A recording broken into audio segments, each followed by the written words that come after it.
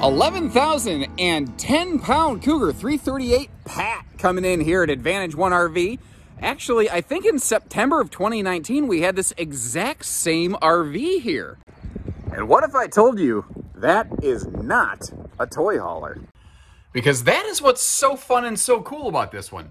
Somebody basically took a triple slide Cougar, took the sofa off the rear wall, kind of flip-flopped the sofa and the side entertainment, and said, what if we throw a full-on toy hauler patio on the back of this thing, but we don't actually make it a toy hauler. We give it all those nice windows over here on the door side, and we're even going to get it, because the rear wall has to be tall to accept that patio deck, it had to have a toy hauler profile, extra tall up top to give you all those big skylights.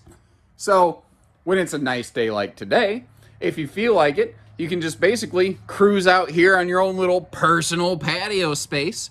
I had an aunt that was always very into being fancy, and she would call it her lanai. But, you know, we lived in Coldwater, Michigan. It certainly was not a Hawaiian lanai, but, you know, we let her think that. Beautiful view of AmeriGas Propane Company this morning. How you doing there, everybody? Thanks a lot. Thanks a lot. That is so stupid. My daughter's 10 years old, and she is starting to up her pun game. She is like one with the dad jokes. I am so excited to see how she develops. Hopefully she can take all my dad jokes and go up another level. But look at this. Interesting little outdoor entertainment station. You do have a crank out awning up top here, by the way. It's different. It's fun. It's very cool. TV could be mounted against the wall there if you're so inclined. Looks like somebody did at one point. And you got a medicine cabinet out here. You got Dad's medicine cabinet for the bottled water and the barley pop. You don't even got to go inside to get a drink.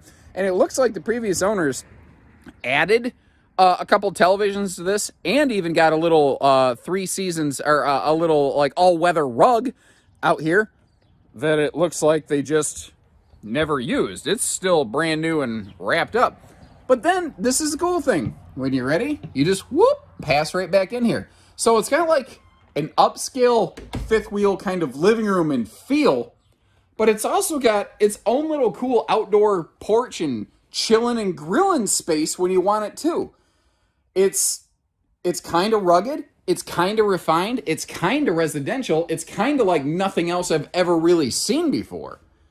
And it actually really shocks me that this concept didn't prove more popular in the RV industry, because I haven't really seen a whole lot even remotely like this in today's market. And I wish they would kind of bring it back. I think what probably caused that, because you go, I wonder why did they have problems with it? No, they didn't. This trailer's rock solid. If I'm being picky, there's just a little bit of crinkle wrinklage on a pair of the seams right here. And you can get on this, you can, you know, it's all solid. It's just heat expansion, contraction, humidity, condensation causes a little bit of that on those flex spots. That's it, not flex spots, seams. That's the word I'm looking for. I have had trouble speaking properly all day. I'm trying to get myself, I've been on like a 4 Mountain Dew a day habit, which is not healthy. And it makes my teeth gross and yellow. And, you know, I don't like looking at that on camera. I'm sure you don't. So I'm trying to wean my way off that. But it's like my brains aren't working without it right now. My brain's like, no go juice, can't function, error 404. So this is a sleeper sofa over here. I like the opposing windows. I like the inward facing seating here.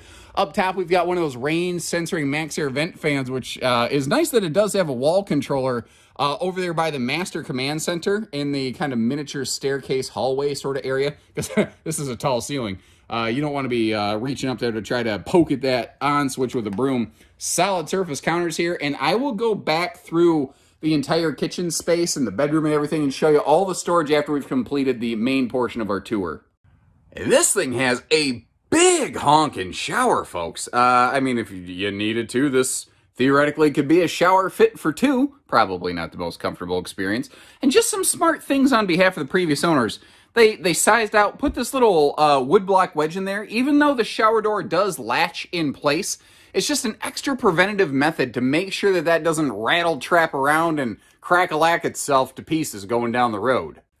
This is also a dual entry bed and bath, which is uncommon for a bathroom that has a big shower like this. Usually you get the choice of a big shower and good counter space or a dual entry bath. And this kind of gives you both. And you know, I don't see a lot of them anymore, but I really miss these glass door inserts. It just helps let that light exchange through the RV a little bit better. Now this RV is 50 amp service. It is second air ready. You can see it is single air equipped. That is a 60 by 80 true queen. I don't know if you could shove a king in there. It's like you look over here, like, yeah, there's plenty of room. The thing is, the bed's a little off center here right now. The mattress is just kind of scooted, probably for me bumping it, walking around. I don't know if it's king capable. Maybe if you got like a funny narrow queen or narrow king or fat queen. Ooh, that sounded very rude and derogatory. I think you know what I mean. I'm not talking about people. I'm talking about mattresses. Just in today's cancel culture, you know, it feels like one of those things you can't be too careful. Gotta let people know, no, I'm not talking about people and being derogatory. But this right here, I'm trying to remember, because, you know, I've slept a couple times since 2019 when this camper first came into us a couple years ago. I don't remember having a TV right there. I think we might have added these for the folks. And I don't know what they did in terms of cleaning, conditioning, care, maintenance, protection if they parked it in a barn. Overall, man, the exterior looks good. You can see where they added the stable steps over here on top of the original steps, because this RV was built before those things were really even happening. Even adding that nice extra large second entry handle to always have something to hold on to. That, I tell you what, if you are gonna do some like biking or tubing or kayaking or something, that little programmable deadbolt is handy so you can leave your keys inside, but frankly, it's just kind of nice to not have to drag your keys around with you everywhere. This was one of the earlier generations. It seems like why is that even a big deal to talk about now? But this is an earlier adopter of the slam latches and magnet holdbacks that we're seeing. Hold that baggage door open for us. At the time this was made, not every camper brand did that. You see that fifth wheel kingpin tripod stand that was in there. That is there this does have auto leveling, by the way, which will make this extremely stable, but that kingpin stabilizer will help even more. Especially nice, like if you need to get up and down out of bed at night, you know, since you're kind of in the nose of the trailer past the jacks, it could cause a little wiggle wobble, and that will take a lot of that out of there. The skin is just, it's nice and gleamy. We've got an enclosed privatized docking center. This is a big full Cougar, which before the little Cougars, this already had been 0 to 100 degree tested, rated, proven. That enclosed protected docking station right there, that is part of it. If we get down here, you can see it has an enclosed, heated, insulated underbelly to go along with. And of course, the signature calling card, really the focal point of the floor plan. It's a great interior, but this patio party space right here, this is what separates this one. This is what makes it special. I've always felt that every RV has, or at least has to have if it wants to be successful, that one unique special thing. And I think this one most certainly qualifies in that area. Something that's easy to miss, though, I didn't really point it out before, is you see that rear entry door right there.